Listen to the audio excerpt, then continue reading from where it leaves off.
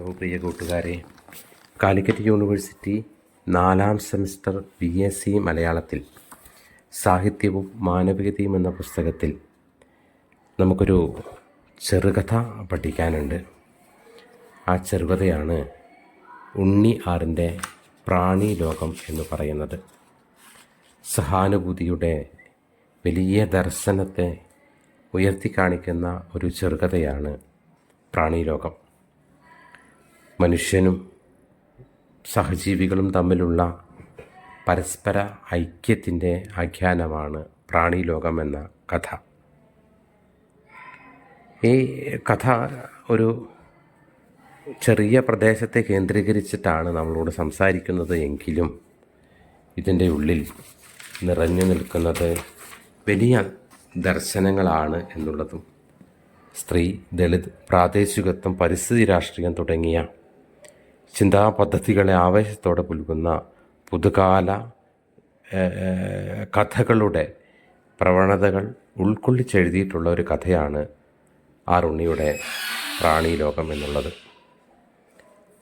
നമുക്ക് പാരിസ്ഥിതിക ജാഗ്രത ഓർമ്മിപ്പിക്കുന്നതും ഭൂമിയുടെ അവകാശികൾ എന്ന ബഷീറിയൻ സൗന്ദര്യശാസ്ത്രത്തിൻ്റെ വെളിച്ചത്തിൽ എഴുതപ്പെട്ടതുമായിട്ടുള്ളൊരു കഥയാണ് ഉണ്ണി ആറിൻ്റെ പ്രാണി ലോകം എന്ന കഥ. പല്ലിയും എട്ടുകാലിയും പാറ്റയും മരപ്പട്ടി എന്ന് വേണ്ട എല്ലാത്തരം ജീവികളും നിറഞ്ഞ ഒരു പറമ്പിൻ്റെ കഥയാണ് ഇതിനുള്ളിൽ നമുക്കേക്ക് വിളിച്ചോതുന്നത്. വർഷങ്ങൾക്ക് ശേഷം നാട്ടിലേക്ക് വരുന്ന അമ്മാവൻ്റെ വീടും പുരയിടവും വാസയോഗ്യമാക്കാൻ നിയോഗിക്കപ്പെട്ട മരുമകൻ്റെ വീക്ഷണകോണിലൂടെയാണ് ഈ കഥയുടെ അവതരണം. കാടും ചുറ്റുവട്ടങ്ങളും പലതരം ജീവജാലങ്ങളും കയ്യേറിയ പുരയിടം അയാളെ അസ്വസ്ഥനാക്കുന്നുണ്ട്.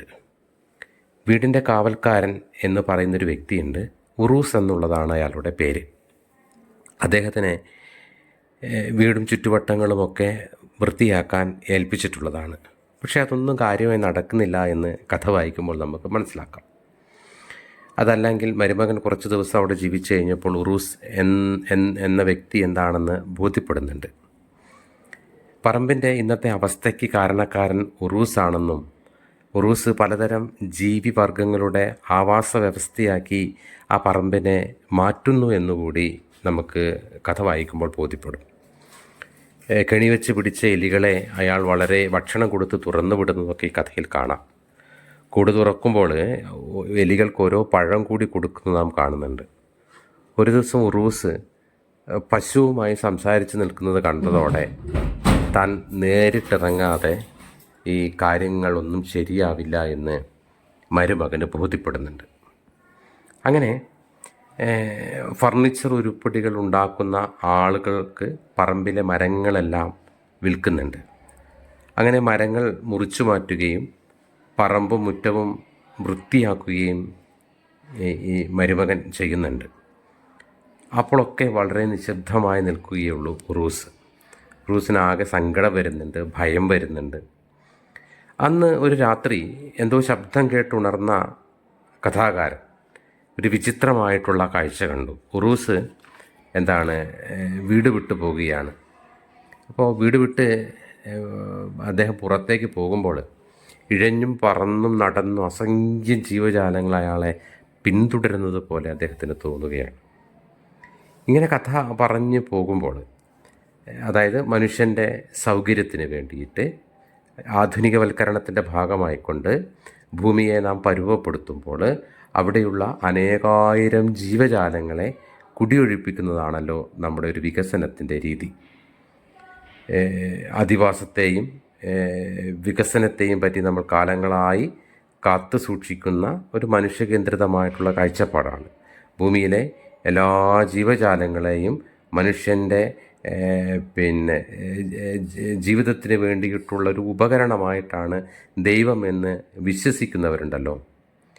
തിന്നാനല്ലാതെ കൊല്ലുന്നവരും വേട്ട വിനോദമാക്കിയവരും മുതൽ ഭൂമിയുടെ കൈവശമുള്ള ഭൂമിയുടെ പരമാധികാരി താനാണെന്നും അവ ഇവിടെ എന്ത് വളരണമെന്നും വളരണ്ട എന്നും തൻ്റെ ഇഷ്ടമാണെന്നും ചിന്തയുള്ള ഒരാളാണ് ഇതിലെ ആഖ്യാതാവായിട്ടുള്ള വ്യക്തി.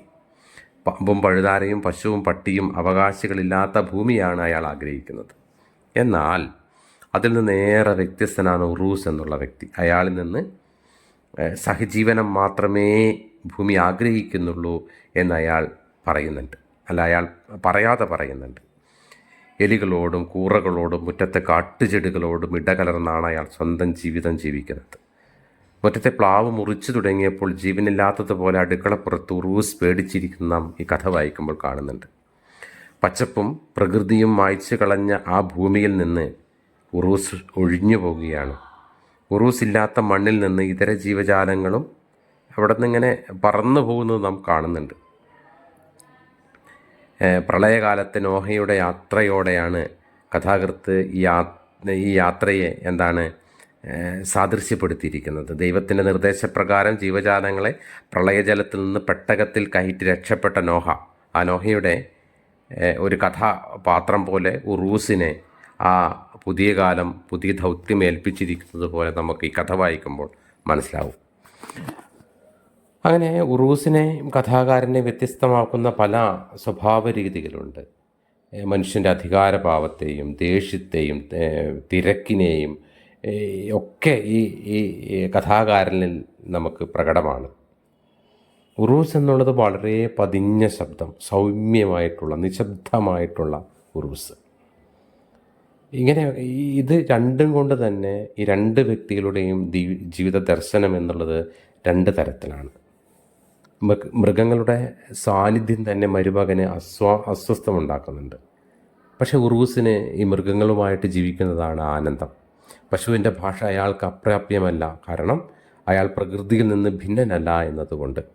അതുകൊണ്ട് മനുഷ്യന് മാത്രമായിട്ടുള്ള ഒരിടം ഉപേക്ഷിച്ചുകൊണ്ടാണ് അയാൾ നടന്നു പോകുന്നത്. അങ്ങനെ മനുഷ്യകേന്ദ്രിതമായിട്ടുള്ള ഒരു ലോകമല്ല എന്നും മനുഷ്യന് മാത്രമല്ലാത്ത ഒരു ലോകമാണ് നാം ജീവിക്കുന്നത്. മനുഷ്യൻ മാത്രമല്ല ഇവിടെ വേണ്ടത്, ഇതര ജീവജാലങ്ങളെയും അചേതനമായും ബന്ധിതവുമായിട്ടുള്ള ജീവിതമാണ് നയിക്കുന്നത് എന്ന് നമുക്കറിയാം. എല്ലാറ്റിനെയും പരിഗണിക്കുന്ന പ്രകൃതിയുടെ ക്രമം പാലിക്കുമ്പോഴാണ് മനുഷ്യൻ്റെ നിലനിൽപ്പ് ഒരു പാരിസ്ഥിതിക ബോധ്യത്തിൽ നിലനിൽക്കുന്നത് എന്ന് ഈ കഥ നമുക്ക് പറഞ്ഞു തരുന്നുണ്ട്.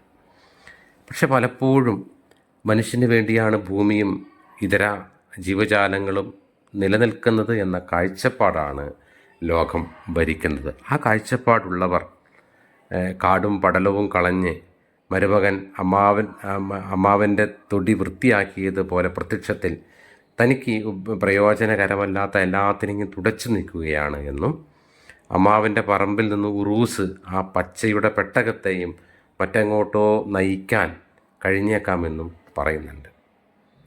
ഈ ഭൂമിയാകെ ഒരു പറമ്പ് മാത്രമായി തീരുമ്പോൾ അവർ എങ്ങോട്ട് പോകും എന്നൊരു ചോദ്യം ഇതിൻ്റെ അവസാന ഭാഗത്ത് വരുന്നുണ്ട്. നമ്മുടെ പറമ്പിൽ ജീവിക്കുന്ന അനേകായിരം ജീവജാലങ്ങൾ നമ്മളൊരു തൊടി മാത്രമായിട്ട്, പറമ്പ് മാത്രമായിട്ട് തന്നെ കേന്ദ്രീകരിക്കുമ്പോൾ ഈ ജീവജാലങ്ങൾ എങ്ങോട്ട് പോകുമെന്ന് ചോദിക്കുന്നുണ്ട്. ബഷീറിൻ്റെ ഭൂമിയുടെ അവകാശികൾ എന്ന കഥയിലൂടെ നമുക്ക് ഓടിപ്പോകാൻ തോന്നും ഈ പ്രാണിലോകം വായിച്ച് കഴിയുമ്പോൾ. പരിസ്ഥിതി സ്നേഹിയായ ഒരു വ്യക്തിയുടെ കർമ്മപഥം ദിനേന വെല്ലുവിളിക്കപ്പെടുന്നു എന്ന് ഈ കഥ പറയുന്നുണ്ട്.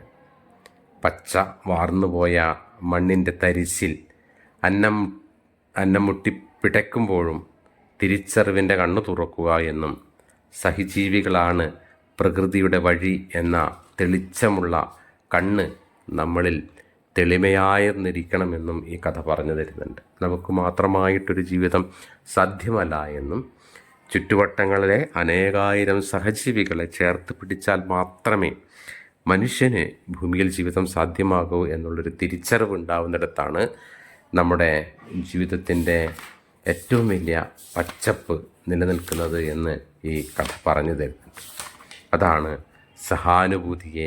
സഹാനുഭൂതിയോടുകൂടി നാം കാണണമെന്ന് പറയുന്നതിൻ്റെ ഒരു ഭാഗം. തൊട്ടു മുൻപ് നമ്മൾ ഐക്യവും ഈക്യവും കുറിച്ച് പഠിക്കുകയുണ്ടായി.